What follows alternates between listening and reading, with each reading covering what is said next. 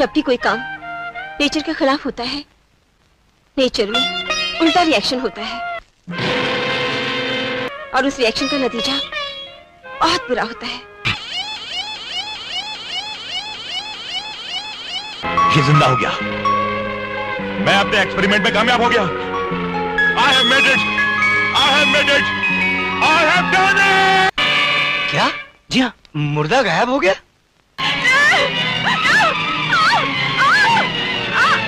You dog, तू और तेरी मालकिन दोनों पागल हैं।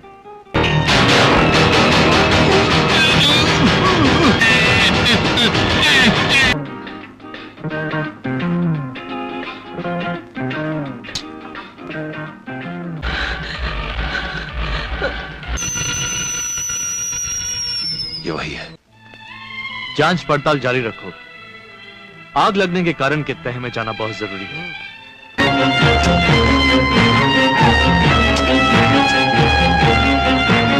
Could I speak to Mr. Vikram? Wrong number.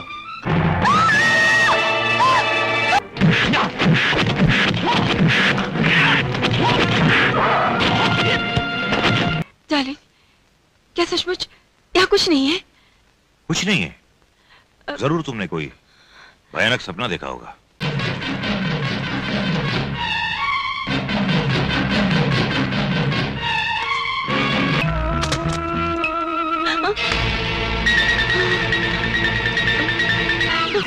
Om M ह्रीं क्लीं क्लीं चामुंडाय नमः।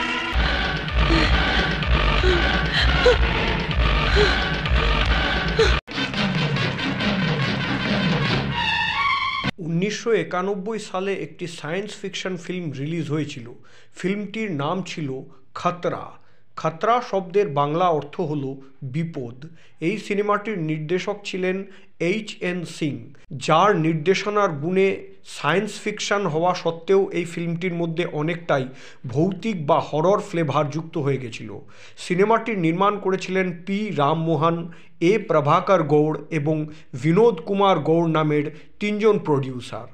ফিল্ম খতরা বিষয়বস্তু বা সাবজেক্টের দিক থেকে সায়েন্স ফিকশনের কাহিনী হলেও এর মেকিং এবং উপস্থাপনার বিষয়টা ছিল একদমই হরর মুভির ধাঁচের। সিনেমাটির মুখ্য ভূমিকায় অভিনয় করেছিলেন সুমিত সেহগল, একতা, রাজা মুরাদ, হুমা খান, গোগা কাপুর এবং রাজেশ বিবেক। হিন্দি ফিল্মের বিখ্যাত হেঞ্চম্যান এবং ফাইটার মানিক ইরানিকে এই সিনেমাটিতে একটি গুরুত্বপূর্ণ চরিত্রে দেখা গেছিল। ফিল্ম খতরার সঙ্গীত পরিচালক ছিলেন আদেশ শ্রীবাস্তব। সিনেমাটি শুরু হয় ডক্টর রয় নামের একজন ডাক্তারকে দিয়ে, যিনি দিনের বেলায় ডাক্তারির পরে গভীর রাত্রে কিছু অদ্ভুত বিষয়ের উপর এক্সপেরিমেন্ট বা পরীক্ষা নিরীক্ষা করেন, যার গবেষণার বিষয় হলো মৃত মানুষকে কিভাবে পুনরুজ্জীবিত করা যায়। এই ধরনের এক্সপেরিমেন্ট চালিয়ে যাওয়ার জন্যে ডক্টর রয় গভীর রাত্রে কবর থেকে মৃতদেহ চুরি করে আনতেন। তার এই গবেষণা শীঘ্রই সাফল্য লাভ করতে চলেছে তার আভাস ডাক্তার রয় কিন্তু পেয়েও গেছিলেন। ডক্টর রয়ের গার্লফ্রেন্ডের নাম ছিল সোহিনী। যদিও ডাক্তারের এই ধরনের কাজকর্ম তার বান্ধবী সোহিনী একদমই পছন্দ করতো না। ডক্টর রয় নিজের এই এক্সপেরিমেন্টের কাজে কিছু বিশেষ ধরনের কেমিক্যালস এবং ইলেকট্রিক শক ব্যবহার করতেন। জ্যাকসন নামের এক ব্যক্তির পারিবারিক চিকিৎসক ছিলেন ডক্টর রয়। ওরকে প্রাইভেট লিমিটেডের মালিক জ্যাকসন ছিল খুবই ভদ্র এবং নম্র ব্যক্তি, কিন্তু একদিন অকস্মাৎ একটি দুর্ঘটনায় জ্যাকসনের মৃত্যু হয়। জ্যাকসনের মৃত্যুতে তার স্ত্রী মানসিকভাবে অত্যন্ত ভেঙে পড়ে। তখন ডক্টর রয় স্থির করেন যে তিনি তার এক্সপেরিমেন্টের মাধ্যমে জ্যাকসনের মৃত শরীরে প্রাণ সঞ্চার করার চেষ্টা করবেন।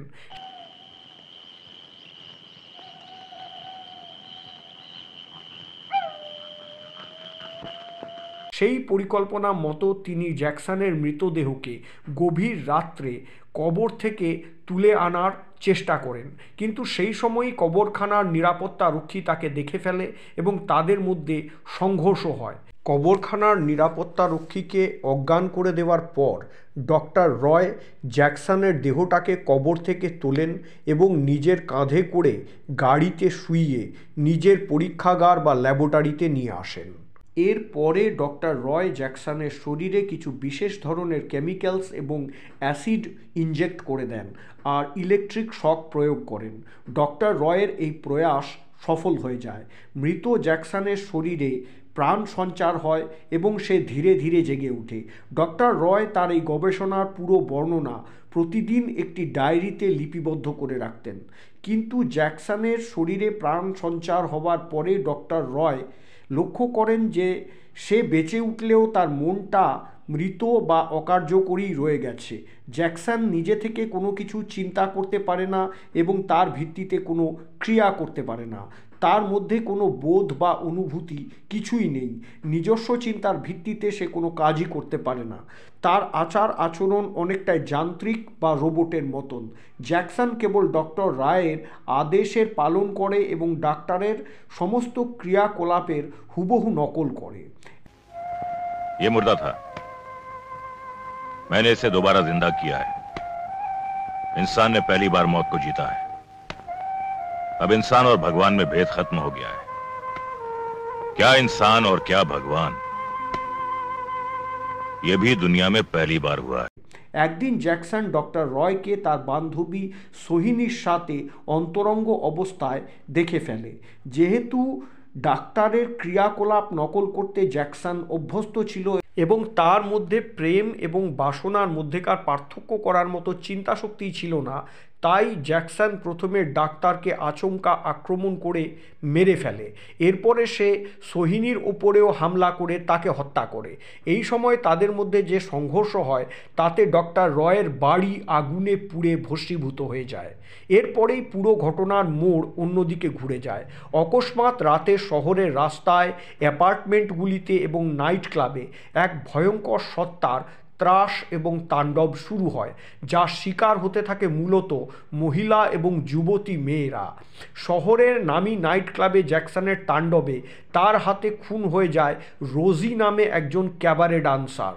সেই সময় রোজির প্রেমিক স্থানীয় মস্তান মানিক দাদা জ্যাকসনকে বাধা দেওয়ার আপ্রাণ চেষ্টা করে। দুজনের সংঘর্ষ হয়। মৃতদের শরীর পোস্টমর্টেম করার পরে পুলিশ হতভম্ব হয়ে যায় যখন তারা দেখে যে প্রত্যেক মৃত যুবতীর শরীরে স্পার্মের বদলে অ্যাসিড পাওয়া যাচ্ছে। ঘটনার তদন্তের দায়িত্ব এসে পড়ে ইন্সপেক্টর বিক্রমের ওপর। একদিন জ্যাকসনের স্ত্রী তার সমাধিতে পুষ্প অর্পণ করতে গিয়ে আচমকাই তার স্বামী জ্যাকসনকে দেখে ফেলে, কিন্তু জ্যাকসনের হাবভাব তাকে আতঙ্কিত করে দেয়। জ্যাকসনের স্ত্রী সেখানেই ওপর থেকে পা পিছলে পড়ে প্রাণ হারায়। সেই সময় পথ দিয়ে যাওয়া একজন বীরাচারী তান্ত্রিক সাধু মহারাজ জ্যাকসনের এই পুরো কীর্তিকলাপ দেখে ফেলেন।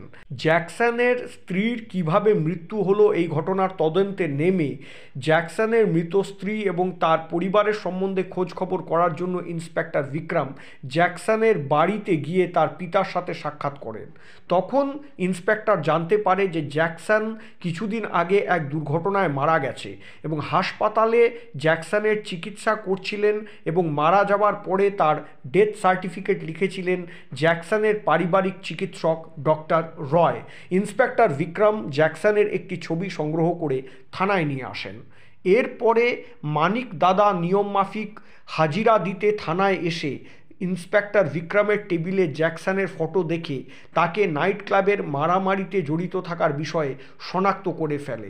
তখন ইন্সপেক্টর বিক্রম তাকে বোঝানোর চেষ্টা করে যে এই ব্যক্তি বেশ কিছুদিন আগে মারা গেছে, কিন্তু মানিক দাদা নিজের অবস্থানে অনড় থেকে জোর গলায় বলে যে এই ব্যক্তি তার প্রেমিকা রোজিকে হত্যা করেছে এবং এই ব্যক্তির সাথেই তার নাইট ক্লাবে মারপিট হয়েছিল। এরপরে কবরখানার সিকিউরিটি গার্ডও থানায় এসে বয়ান দেয় যে জ্যাকসনের মৃতদেহ সে নিজে কবরস্থ করেছিল এবং পরে গভীর রাত্রে এক ব্যক্তি তাকে আহত করে সেই দেহ কবর খুঁড়ে চুরি করে পালিয়ে গেছিল। ঘটনাচক্রে ইন্সপেক্টর বিক্রমের হাতে ডক্টর রয়ের সেই আধপোড়া ডায়েরি এবং কিছু কেমিক্যালস আসে।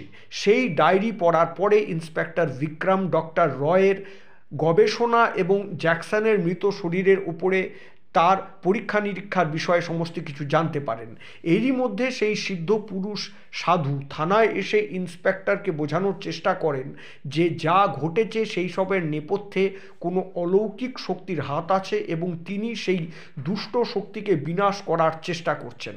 কিন্তু শেষ পর্যন্ত শুভ এবং অশুভের দ্বন্দ্বে সেই বীরাচারী তান্ত্রিক বাবার ক্ষমতার লড়াইতে জ্যাকসনের সাথে এঁটে উঠতে না পেরে তার হাতেই প্রাণ হারান।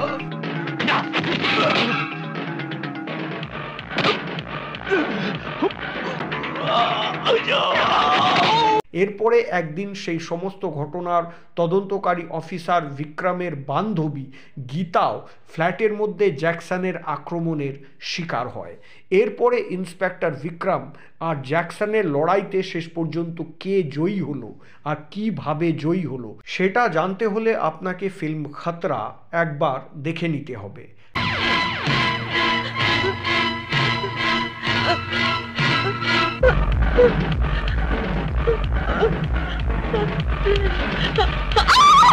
খতরা সিনেমাটি কাহিনী, চিত্রনাট্য, পরিচালনা এবং অভিনেতা অভিনেত্রীদের ভালো অভিনয়ের গুণে বেশ উপভোগ্য ছিল।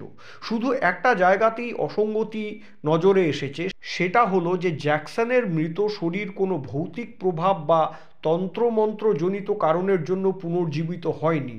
তার দ্বিতীয়বার জেগে ওঠার পেছনে কারণ ছিল ডক্টর রয়ের বৈজ্ঞানিক পরীক্ষা নিরীক্ষা। তাহলে সেই সাধু মহারাজের চরিত্রকে কাহিনীতে জুড়ে দিয়ে তন্ত্রবিদ্যা বা তন্ত্রশক্তির সাহায্যে জ্যাকসনের পার্থিব শরীরকে ধ্বংস করার চেষ্টার জায়গাগুলি নিয়ে একটা প্রশ্ন কিন্তু থেকেই যায়। সঙ্গীতকার আদেশ শ্রীবাস্তবের সুর এবং ব্যাকগ্রাউন্ড মিউজিক একদমই গতানুগতিক বা সাধারণ ছিল। তবে সিনেমাটির বাজেট খুব বেশি না হলেও নির্মাণ শৈলী বা মেকিং খুবই ভালো ছিল। লক্ষণীয় বিষয় এটাই যে ফিল্ম খতরা একটা সায়েন্স ফিকশন কাম হরর মুভি হলেও সারা ফিল্মে কোনো স্পেশাল এফেক্টসের কাজ ছিল না। হিন্দি ফিল্মের হেঞ্চম্যান মানিক ইরানি সম্ভবত জীবনের সবচেয়ে বড় ভূমিকা বা রোল এই সিনেমাতেই পেয়েছিলেন। সাধারণত ওনাকে ফিল্মে ফাইটার হিসেবে কেবল একটা বা দুটো ফাইট সিকোয়েন্সেই দেখা যেত, কিন্তু এই ফিল্মে উনি রীতিমতো একটা গুরুত্বপূর্ণ চরিত্রে অভিনয় করেছিলেন এবং প্রচুর সংলাপও বলেছিলেন।